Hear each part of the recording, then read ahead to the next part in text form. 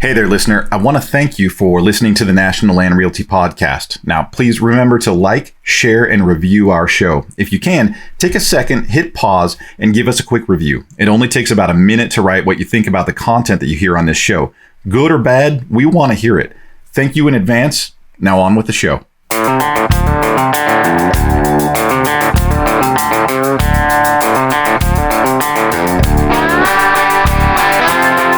Welcome to episode number 22 of the National Land Realty Podcast, where we discuss all things land. Our goal here is to inform, educate, and entertain those of you who own land or are interested in the buying and selling of land throughout the United States. My name is Greg Christensen, and I am the Chief Marketing Officer here at National Land Realty. I'll be your host for this episode. Now, this episode is a real treat. I'm talking with Greg Christensen, and he works for a brand that you have probably heard of. That would be John Deere.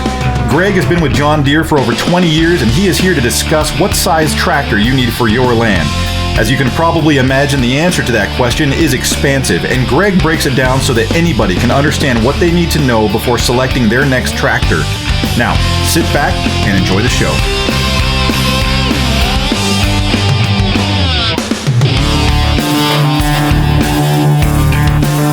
All right, so I'm sitting here with Greg Christensen of John Deere, and we're here to talk about what size of tractor do you need.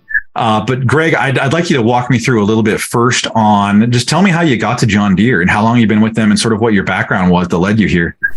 Oh, sounds good. And first of all, great to be here, Mac. I've been looking forward to this week. Always love talking tractors. So again, I'm Greg Christensen. I've been with John Deere coming up on 20 years now. I actually started on St. Patrick's Day of 2003. So I always say I started on the greenest day of the year. So almost 20 years. I actually started with Iowa State guy. I went to Iowa State University in Ames, Iowa. Grew up in a small town of northwest Iowa, about 2,000 people. Town of people know what you did before you did it. So kind of always had ag in the background growing up in my life, and actually started with John Deere Financial. Our credit division of John Deere right out of college. And since then have been able to do a variety of different jobs with John Deere, in the field, lived in Kentucky for a few years, Des Moines, Kansas City a couple times, had the opportunity to go to Brazil with John Deere for about 4 years, working in our South America markets, and then spent about 5 years in the Quad Cities where our headquarters is, or John Deere's headquarters is, working on combines. So, kind of one of the biggest pieces of equipment we make to now working with, the smaller tractors, 5 Series tractors, kind of one extreme to the other. So I've been doing small tractors for a couple of years, and it's been a fun ride. So it's fair to say that you understand John Deere equipment. I'll tell you, from a small tractor perspective, there are customers that know it a lot better than I do because they're out there using it every day. But I get by. So I know a little bit. I could certainly imagine. So this is just pure curiosity. It has nothing to do with what we're talking about. What are you working with in Brazil? Yeah. So, for those who don't understand, haven't seen what's going on in Brazil, huge agricultural market down there. They have, they have weather. It's sunny a lot of days of the year. They get warm temperatures. They get a lot of water. So the opportunity to grow, 2, sometimes 3 crops a year. Some soybeans, some cotton, a lot of sugarcane, huge agricultural area down in Brazil. So John Deere has a lot going on down there too. That is fascinating. That's great. Yeah. 4 years down there. Yeah, almost 4 years. So tremendous people. I got to meet, weather, beautiful weather. Got to be around down there when the World Cup was going on. My gosh. It's a tremendous opportunity to see, a different part of the world, different perspectives, different way of doing some things. So it was, I feel very blessed to be able to have that opportunity to go down there. I was going to say that probably plays very well into the conversation that we're having as far as trying to select the right tractor for the job in a different geographical area. There's going to be a completely different mindset on how equipment is used. So I'm guessing that your understanding of the topic is fairly pliable. Yeah, and I hope I add some value to your listeners and point them in the right path to selecting the right tractor. Yeah. So, well, I mean, that being the topic, let's jump in here. So, most of our audience is going to be in the United States, and it's going to be everything from somebody owning like a recreational tract, just trying to clear a roadway possibly, or just has extra acreage and needs to keep their land cleaned up. Or, we have full farming operations, full timber operations that we work with on a regular basis. So obviously there's a lot of different uses that you can apply towards, the equipment that you use. So when you're looking at this, the answer is probably going to be fairly self-apparent as far as like, well, what kind of tractor do you need? Well, what are you doing?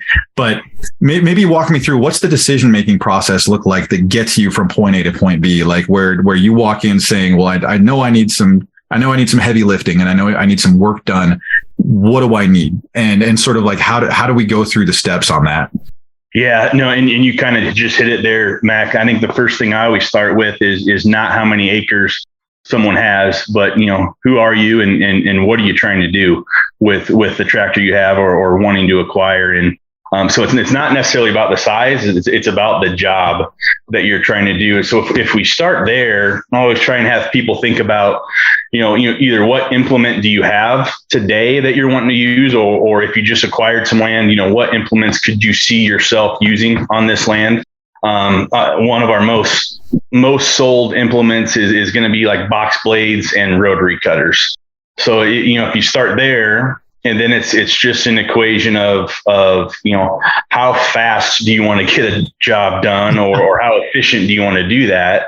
And then that kind of starts to get you into that right size of tractor. Because, in just small tractors alone, when I say compact tractors to utility tractors, there's everything from a 20 horsepower 1 series cut to 130 horsepower 5 series utility tractor for just in our small tractor space. Then we go up to the big ones with 600 horsepower. That's more for production agriculture, but I think we're going to stay a little focused on the smaller tractors here today. So yeah, it's about the job. What are you trying to get done with that tractor?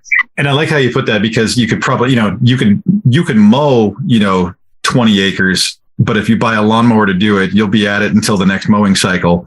Yeah, exactly. Yeah, I could mow 10 acres with a push mower. I don't want to do that. And so it's just what do I need to get the job done in the time I'm comfortable doing it. So if I were to look at your product lineup, and I realize this will probably be putting you on the spot, but you might know it off your out of pocket, how many tractor products do you have as a lineup? Oh, I don't know that number. There's so many. It's a massive number. Yeah, it's a massive number. And we have, if you go, I think I started there, a 1 series cut. We have a 2 series, a 3 series, a 4 series, a 5 series, 6 series, 7, 8, 9, with multiple models and configurations within each one of those series. So it's hundreds of different options people have for just tractors. Yeah, and there's modular attachments to each one of those, right? So you can have a basic small model, and there's everything from blades to excavator attachments to and you even have I was even looking at your forestry supplies where everything possible in forestry as far as tree harvesting and tree cutting and skidders, and it goes all the way up and then into construction and stuff. But yeah, like you said, we'll probably keep it down to like base land and yeah. And if you look at we have a product line that's called Frontier, and it's the implements and attachments that go on a tractor to do a job. And I know there's over 400 different options there, from box blades to cutters to grapples to anything you can think of to do a job. We have, because no one really goes tractoring unless you're going in a parade. You're not just driving the tractor down. You're doing a job with it. So you need that implement to get that job done that you're trying to do. So what is the best way to go about that? So I just picked up 100 acres and, let's say it's mixed use. I've got some grain on my parcel, and then I'm keeping, a wildland area for maintaining that for wild game and stuff. And I'm like, I'm hobby farming. Maybe I'm feeding some cattle or something like that. What would be my process to look at this where, like, okay, obviously, I've got maybe like an old, let's go with a competitor, right? Like my case is falling apart and I need something better and I want to talk to John Deere. How do I kind of establish, what's going to get me the best information on what I need? Yeah. So you just told me a few key things there that I kind of zeroed in on. That you're probably going to be mowing some of that property. You're going to be probably feeding some cattle, which means probably hauling some bales around, probably some round bales. So you told me you're probably going to need a loader, a rotary cutter. And if I think of how I see that farm in my head, I'm thinking probably, a 6 to 8 foot rotary cutter to mow, which means you're probably going to need about 50 PTO horsepower to run that 6 to 8 foot rotary cutter. You can go smaller, you can go bigger, but that's kind of how I see it in my head. And then you're going to need a loader that's probably going to have to lift at least 1,000 pounds with those round bales. So just from the little bit you told me there, I'm probably picturing you in a 5 series utility tractor or a high end cut, but I'm thinking 5 series from the information you just told me there. Just off the top of your head, that's pretty. Just off the top of my head, that's probably what I would recommend. Yeah. And if I have grain too, do you have swathers? I'm guessing this is. Oh yeah, round balers and mower conditioners, anything to bale hay, to feed livestock, to mow, to dig, to move landscaping rock around. Yeah, anything is possible with what we can offer. So if I'm thinking my way through it, according to how you just put it, you want to talk about the job at hand and you think about how big the job is. So you established, you said 8 to 10 foot rotary blade. It's a tow behind where, you run the tractor through. So you start out with what's the equipment going to be that's going to give me the best coverage. Then you got to figure out the engine that's going to power that, right? Like, so you start out from how you worded it, where you start out looking, okay, like an 8 to 10 foot blade is going to give me a good amount of coverage. So now I got to find the tractor that's going to actually haul this thing and do the job. Is that sort of the way to look at it? Yeah. And I should probably step back. And if you look at the model numbers, at least on John Deere, every manufacturer is different on how they label the model numbers. But if you think about, let's just use a Chevy truck, for example. There's a 1500 model, a 2500 model, 3500 model. They're all trucks, but the 3500 is going to be able to tow and haul more than the 1500. Right. If you look at our model numbers across the small tractor lineup, utility tractor lineup, we start with the 1 series. So that first letter is going to be a 1, and then the rest of the letters is going to get you pretty close to an engine horsepower. So we have a 1023 cut. So that's going to be a 1 series around 23 horsepower. And then for every series, you're going to have that, so that it kind of gives you the capability through that 1, 2, 3, 4, 5, and then you're going to have the horsepower on there that tells you, how much horsepower that tractor has. And then once you get to the engine horsepower, you're going to need to know the PTO horsepower, because, the engine not only needs the power and run the tractor, it needs to spin that PTO as well. So you're going to have an engine horsepower, and then you're going to have a PTO, which is usually 3/4 of the engine. Okay. So when you're thinking about implements, every implement, if you go to Deere.com, is going to tell you your tractor needs at least 50 PTO horsepower to run this implement.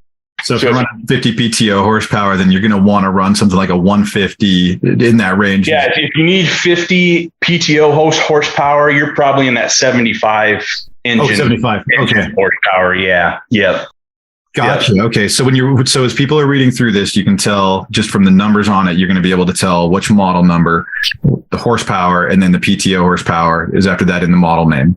Yep. That first character is usually just a series of tractor. That's more going to be frame size, how big it is, and then the next numbers are engine horsepower.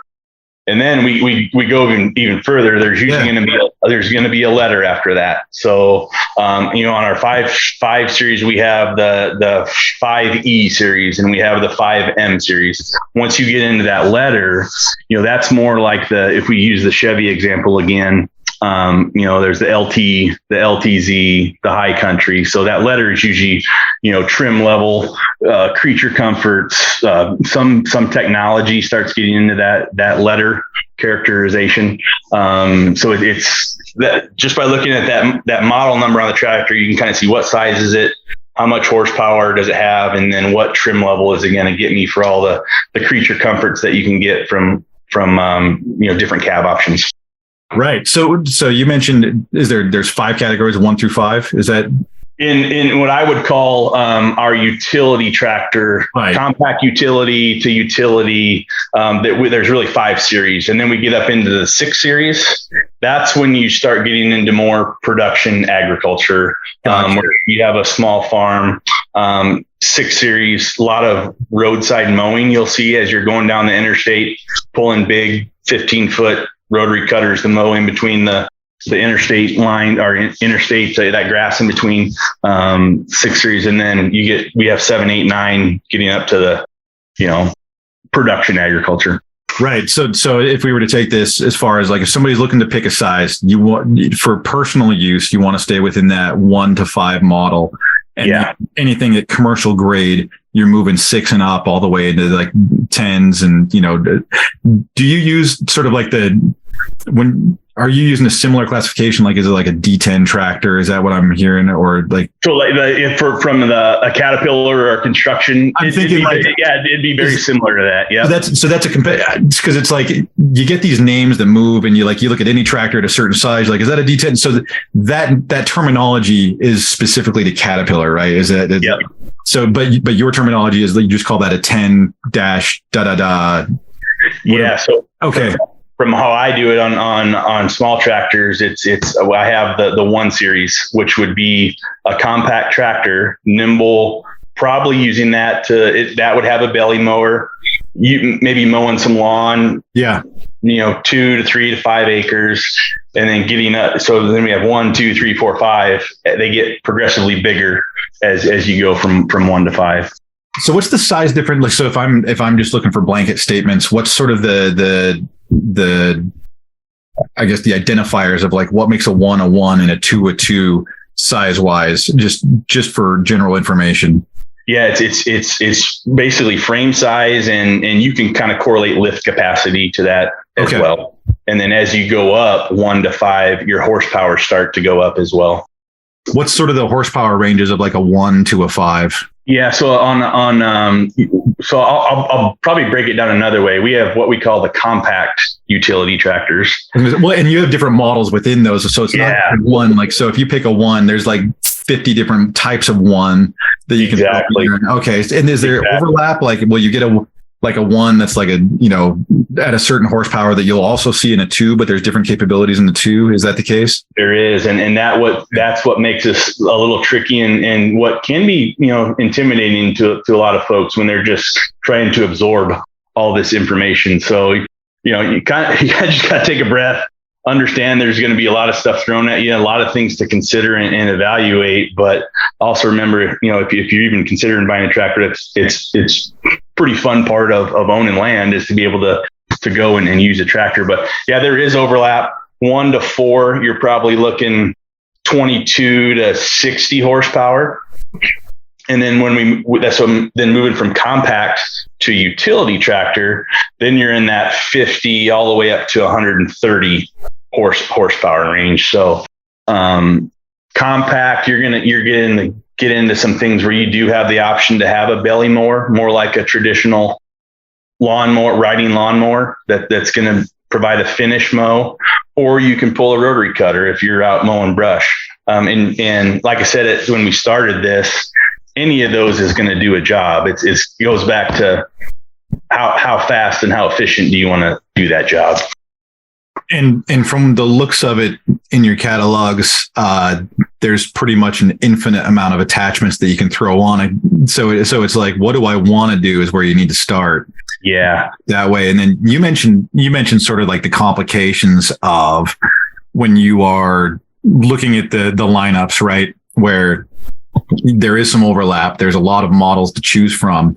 And, there's probably a lot of, John Deere customers that go in like, I need a tractor. My neighbor Bob has this one. I want that one. And it's, because a lot of decision making gets made like that. Like, right. Like I saw this and this person told me this and I want that. How do you how would you walk that person back and be like, well, are you sure? Maybe that guy doesn't have enough. Yeah, no, there are people that have tractor envy and Bob has this, so I got to get at least that or bigger. So, but that's not a bad place to start is looking at what is in your area. There's areas of the country where we sell a lot of 2-wheel drive tractors. So, if you don't necessarily need 4-wheel drive on a tractor, if you're noticing a lot of 2-wheel drives in your area, it's probably not bad to at least consider a 2-wheel drive. In other areas, I would probably steer them away from that from just the sheer fact of resale. In areas of the country, it's going to be predominantly 4-wheel drive tractors. So, you may not necessarily need 4-wheel drive, but if you're ever thinking about trading up or newer models, having that 4-wheel drive is going to be easier to resell if that's more predominant in your area. So you brought up, you kind of cued me in there when you brought up resale, because that's something to consider with tractors. Tractors have a pretty darn good resale value. They retain their value pretty well. What is the typical lifespan on a John Deere that you see? It can go probably longer than I've ever worked for John Deere, which I said at the beginning, I've worked 20 years. That all goes back to, how many hours you're putting on it a year, what kind of jobs are you doing with it. But you can expect a John Deere tractor to last a long time. It varies on how hard you're pushing it and what you're doing with it. Yeah, I have seen tractors running on ranches up here where I live where you can't identify what type of tractor it is because it's been spray painted so many times. Yeah, it's covered in rust. And I mean, it's got to be, 60, 70 years old. It like older than what I would figure they would have tractors on that ranch for. Yeah. Are still running. That's what I wanted to ask if you had like a baseline, like, no, they go for like 50 years. It's all different. Depends on you. Go a long time. Yeah. And it goes back to how well, you maintain it. Cause when you acquire a tractor, there is a level of maintenance that comes along with that, and changing oil and making sure you're getting it greased. And, if you keep up on all that, it can last a really long time. Oh yeah. So when someone's looking at this, let's go to the investment side of it. Because obviously budget's going to play a role. Like let's take that parcel that I talked about, 100 acres split, mixed use. What would be sort of, and this is again, I look at these as kind of like seeing what you have on your mind, because they're really trash questions. I'm really setting you up on that because it's like, it's so vague, right? Like it would be something where you would have to talk to the person and get an idea of their usage, but just to give some blanket statements, some base ideas, what would be sort of a price range that someone would have to explore to be like, okay, I need to manage 100 acres. I need to do a job on some grain. I need to probably pull some tree stumps and manage some wildlands. What would you be looking at for like an entry cost for something like that? Yeah, so I'll kind of start with the compact utility tractors, which is if you're doing some big cutting and mowing, you probably wouldn't go there, but I'll start there. Compact utility tractors, you're probably looking anywhere from 20 to 50,000 from that 1 series to 4 series, maybe more if you're getting all the bells and whistles in the cab and air conditioning and having a nice comfortable cab to work in. You're 20 to 50, 55, 60,000 in the compacts. There is overlap when you go to the bigger ones, the 5s I'll get into, where you can get a new open station for 45, 50 horsepower for high 30s.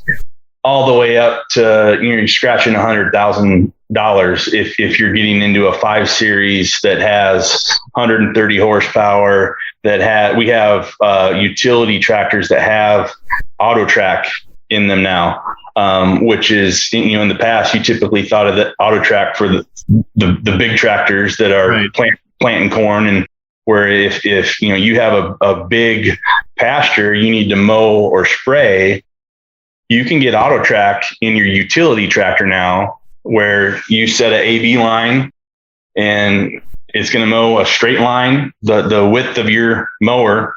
You get to the end, hit a button, steering wheel takes over, and so you sit back and do your business while your tractor's driving itself and cutting your pasture. So, vague answer to what I think you asked. 20,000 to scratching 100, and anywhere in between is what you could be looking at. And then from what you just said too, in the 5 series, there's everything from 50 horsepower to 150, which is pretty broad. And then you mentioned what I'm assuming you said. You said open chassis, open station, which basically means without a cab. Right? Yeah. Okay. That's what I was kind of curious about. So at what size do the cabs start? I would assume that they're not in the ones. No, not in the ones. I think I'll have to go back and look. 3s you can get a cab on. 3 series you can for sure. I'd have to consult my Deere.com website to see if we can own 2. I have a teammate that deals with the compact tractors, but for all, you can get a cab on all options of all the 5s. So I think I should really work on getting a cab on the 1s, because I want to see some cabs on some house lawn mowers, because it would be hilarious. But no, I've seen some pretty ingenious farmers that have built their own too. So I can imagine that. Well, and so you bring up the cabs, so you mentioned the what do you call auto track. I've always referred to it as like GPS coordination on a tractor, right? Because you usually see it on combines and stuff like that. So auto track is what you guys call it. Okay, so I want to make sure I have my terminology right, because I said, I've always just been like, I don't know, it's a GPS thing. You just punch it in. So some of these tractors get very, very complicated. I from somebody who doesn't have the right vocabulary, right? I would just call them space tractors. It's like hop in. It's got like everything from a screen in there to input information, to killer sound system, to like leather interior. You can sit back and read a book while it does this job. Tell me a little bit about sort of the auto track and some of the interiors that you can move up into, because it's really interesting. It's really fascinating. Yeah. This put in.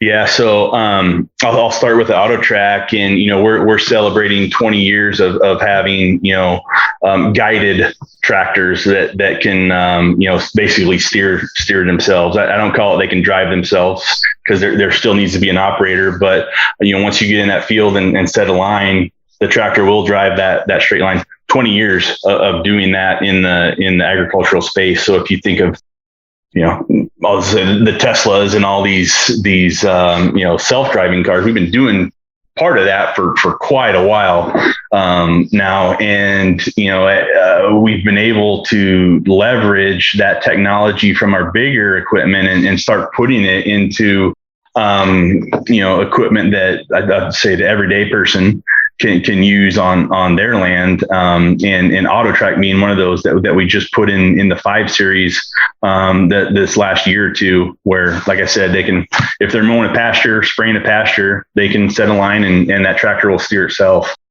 As far as cab features and comfort, today you can get anything from heat, air conditioning, Bluetooth radios, USB chargers, cell phone connections. It's basically a nice truck on a nice truck cab on a tractor frame. So you can spend 8, 10, 12 hours out working your land and have all the comforts of sitting in your living room recliner.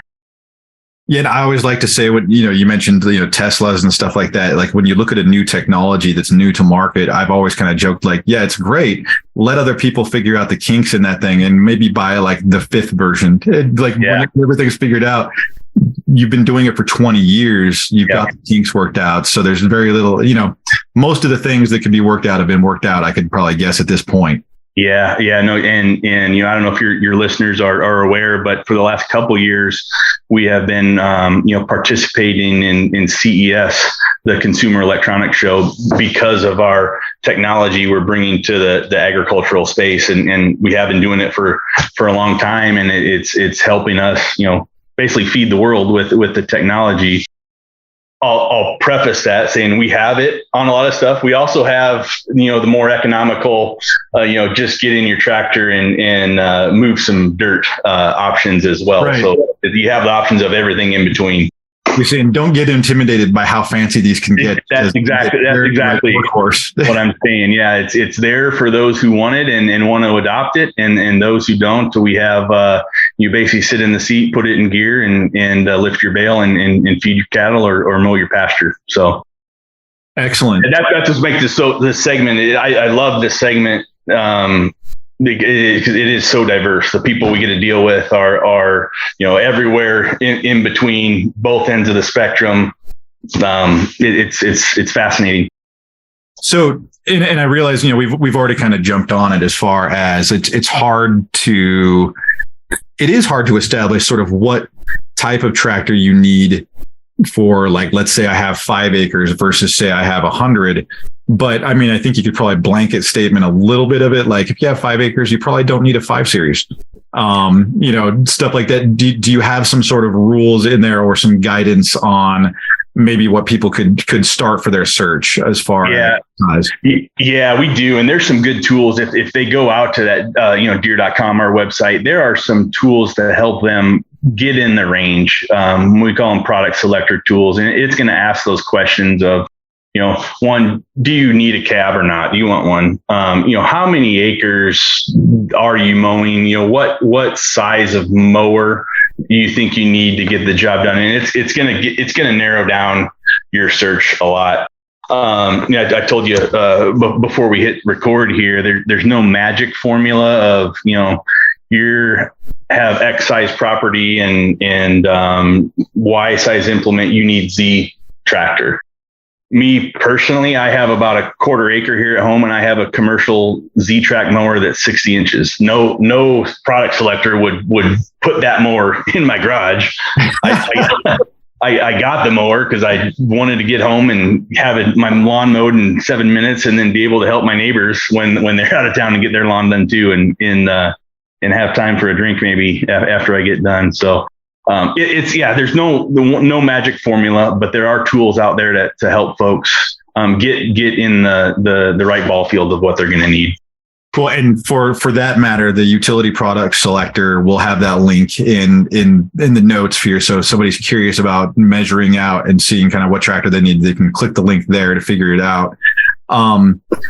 Regarding sort of the utilities or the attachments on the tractors, I mean, it's you already said it. There's a countless amount, but let me know some of the kind of usages that you can get out of these. Like, I mean, I could see everything from, like I said, excavator to blades to you mentioned ditch mowers to, I mean, how many things are there? Or I guess the better question is, are there things that on the attachments that John Deere can't do?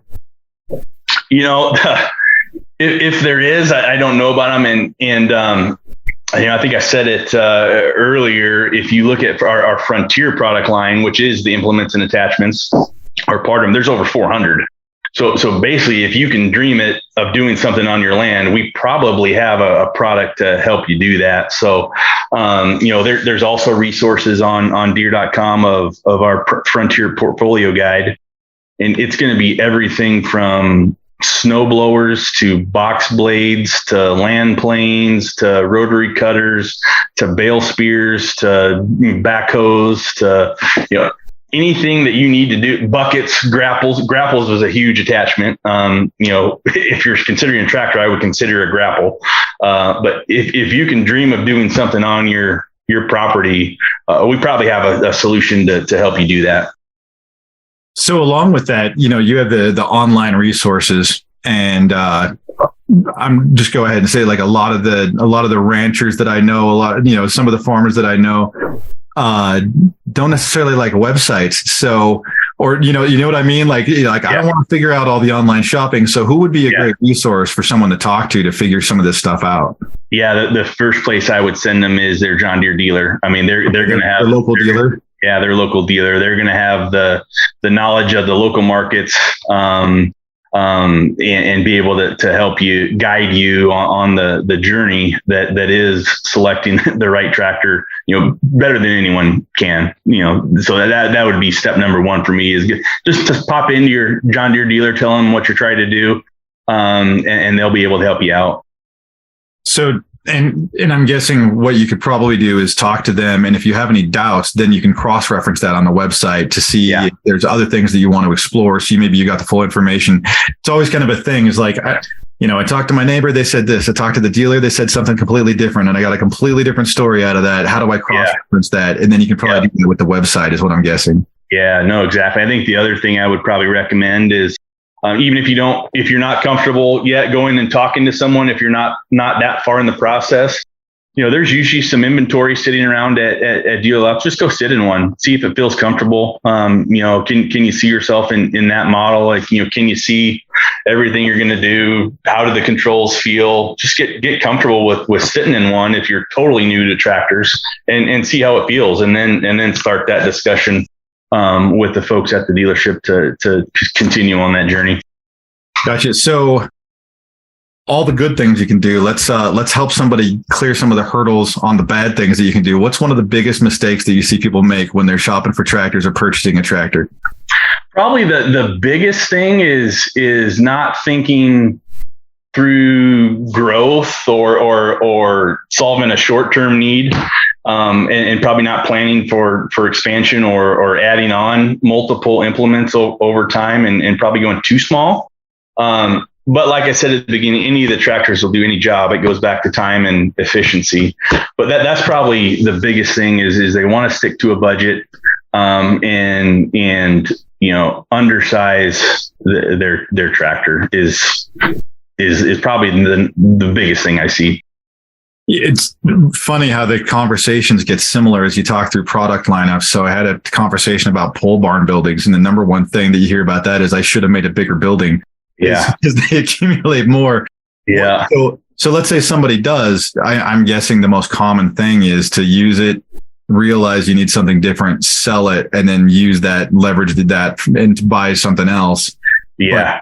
But I'm guessing, will reps go to your place and help you figure that out? Or is it mostly just conversational to figure out, like, hey, what you have here is a good idea, but you need something bigger probably for when you upscale? Yeah, definitely the dealer personnel can help you start to figure that out. I think the other good thing is, for the most part, tractors hold their value fairly well. There's always a need for someone to, and that's probably another part of our conversation is it may not be a new tractor that you end up going down and acquiring. Our dealers have, people are trading tractors all the time. So if you're not necessarily wanting or needing the new, there's always used equipment available either at our John Deere dealers or on the private market as well. So another option to consider is, it may not be new. Can you get a bigger one that's slightly used, and get the tractor that you need that way?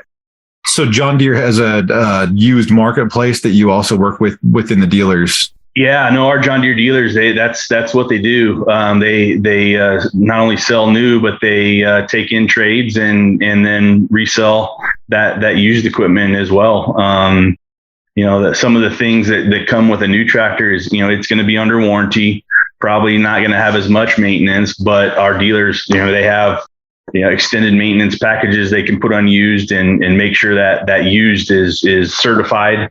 They've went through it, inspected it, and it's good to go, even though it may be a few years old. So I wouldn't shy away from used tractors at all. Yeah. And I wanted to make sure to say that, because I'm sure if somebody is looking at it and they're looking at purchasing a tractor and they think about talking to John Deere, they're probably, sitting there thinking in their head, like, well, man, if I talk to the dealership, it's going to cost me a ton of money for a new piece of equipment. That's not necessarily the case. No. Talk to your dealership, find something that's within your price range that's used, and they can help walk you through that too. Yeah, no, exactly. I mean, that, like I said, that's what they do. They trade in equipment and sell the used. So they need to move that as well, and are probably more concerned about getting you in the right tractor, one for needs, two for budget, no matter if that's new or used. So, and that's the other good part about it, right, too, is if you go to the dealership, then you know that it's been looked at, it's been examined, and it's going to be a quality product instead of like, going off a Craigslist or something and hoping the person changes the oil. Yeah. You don't want to have to worry about those kind of things. What kind of, what is the warranty off the lot? When somebody gets something new, everybody can opt into different types of warranties, but what's sort of the standard? And then what can you move into as far as warranties and protections? Yeah, so I'll key in on fives because that's the one I have. Everyone's a little bit different, but fives you're looking at a 2-year, 2,000 hour warranty, and then you can get what we call Power Guard extended warranty and go all the way up. I think it's 5 or 6 years extended warranty that you can add onto that, and we have a fairly high take rate. It's sometimes extended warranties can get a bad rap, when you're buying a TV, and I'd say this is a completely different ball game here, where though our extended warranties are kind of priced to what you would spend in maintenance anyway, and it's there if you need it, I strongly urge people to consider an extended warranty if they are buying a new tractor, even though the one that comes from the factory is a really good warranty. Yeah, so it's just figure out what are you using it for and how much do you need to protect yourself. And, everyone's going to evaluate that on their own, but it's good to know that the protections are there in case somebody wants to explore it. They have the option. Yeah, and the other thing too, our John Deere dealers, all tractors are going to need an oil change at some point. They're going to need some level of maintenance and service because you're working them. Our dealers have all the capabilities to help service and keep that tractor running. Another thing that we also have, and we have tools if folks are more comfortable doing it themselves. We have things like the Tractor Plus app, where it's gonna tell them you need to change the oil at X amount of hours. Here's some schematics on how to do that if you're comfortable doing it yourself, and here's the exact parts you need. If you want to change that oil at home, in your shop, or on your property, it's gonna walk them through how to do that. So another thing to consider, dealer can do it all, but we make it easy for people to do it themselves if they have that comfort level in doing it. Which is not something you see very often in machinery. Normally they want you to go in all the time, but setting people up to do that on their own is a pretty good idea. Yeah. Do your dealers, and this is just the curiosity, do your dealers work exclusively on site, or would they travel to help you out with things like, say that, you're not able to transport, all the way to the dealership? Do they have sort of that kind of service model? Yeah, they do. It's both. They have capability area winches, cranes at the dealership to work on it. And they also have mobile service trucks where they are getting out on the road and have everything they need in their service truck to take care of anything that could happen out on your property too. So if I'm looking at tractors and I'm considering John Deere, what's going to be what's sort of your blanket overhead? Why John Deere versus everybody else? Yeah, no. So one, there's people that other than John Deere that make really good tractors. There's a lot of good tractors out to choose from across the marketplace. Where I would say we kind of shine is our John Deere dealer network. They are one of the best in the business, and I have no qualms about saying that. And two, what I would probably say, if once you get into the consideration process, if you just kind of go look and sit, open the hoods, look at the components, you're going to see a difference of quality, beefiness of componentry versus some of what the other competitors get into. So just take a look, see how easy stuff is to service versus another competitor. And if you do plan on changing the oil yourself, take a look at it, see where you would have to do that on someone else versus a John Deere. We try to make stuff, easy and accessible to do all that regular maintenance. And I think that's another thing that that sets John Deere apart from others as well. You know, that is one thing that I have noticed, and I don't think I have to stretch it very far to say that it's fairly apparent that there is a giant amount of fandom of the John Deere product or the John Deere brand, right? We get the accusation quite a bit. We have green and yellow as part of our colors, so we dodge that all the time of like we have to incorporate different elements of green and yellow so we don't look like John Deere. We have to move that stuff around. It's like, no, we can't look like we're copying like this, something like that just can't be part of our brand because there is such a loyal following to your brand. Do you experience that a lot? I mean, are people like big fans of the brand itself? Yeah, there is. I mean, and some of that fandom or loyalty is earned. I mean, for over the years of 180 plus years or however long we've been around now, some of it's earned. But I think the challenge is keeping that, which is why me and my colleagues come to work every day is to keep that loyalty and fandom going for the folks that'll come behind me in this job and in the future. So. And how many dealerships do you have throughout the United States? Do you know? Oh, that's a really good a zinger. Yeah, that is a zinger. Because I guess the difficulty in that, because you have your large scale distributors like that, you have the big John Deere centers, but you also have like small scale distributors, just like, you can see someone's a dealer in John Deere that's like a grain outfitter, right? That would probably make that a little bit challenging to figure out how many total you have. So I had to see if I could put you on the spot with that, which we're talking hundreds.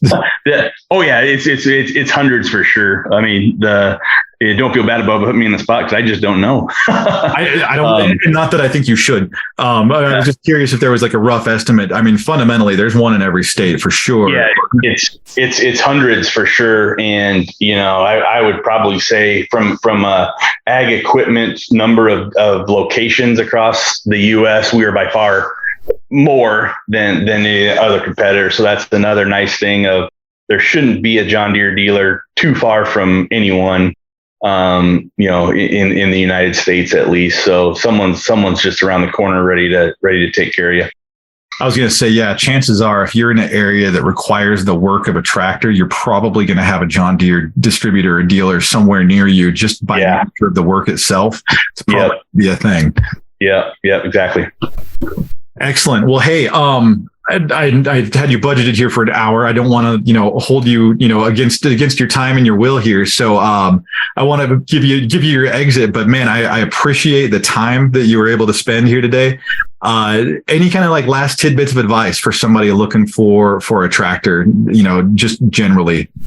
Yeah, no, first of all, I had fun. I can't believe it's been an hour already. Had fun talking to you. I think if I had any closing comments, I think I said it once before, is it can be intimidating when you go down this process. So just, take it all in, know that there's a lot of information to absorb. You have resources to help you, with your John Deere dealer, with some of the tools that we have available for you on Deere.com and to help you get in the right one, and just take it all in, enjoy it. And, at the end of the day, owning a tractor is a fun thing. I wish I had some property to go dink around and tractors and get in the seat more than I do. But, take it in. It's a process, and have fun doing it.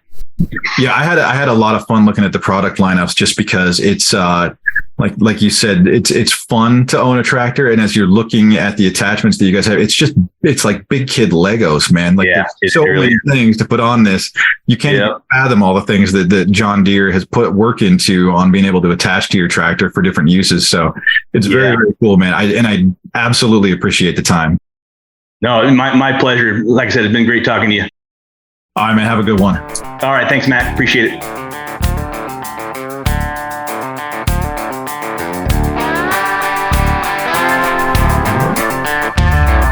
This concludes episode number 22 of the National Land Realty Podcast, discussing how to select the right size tractor for your land with Greg Christensen of John Deere. You can learn more about land ownership and the buying and selling of land at nationalland.com.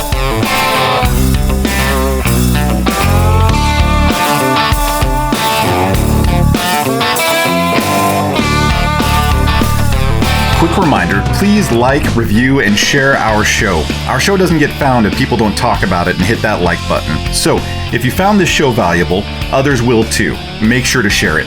As we get reviews, we'll share them on the podcast. Now, thank you again, and we'll see you next time.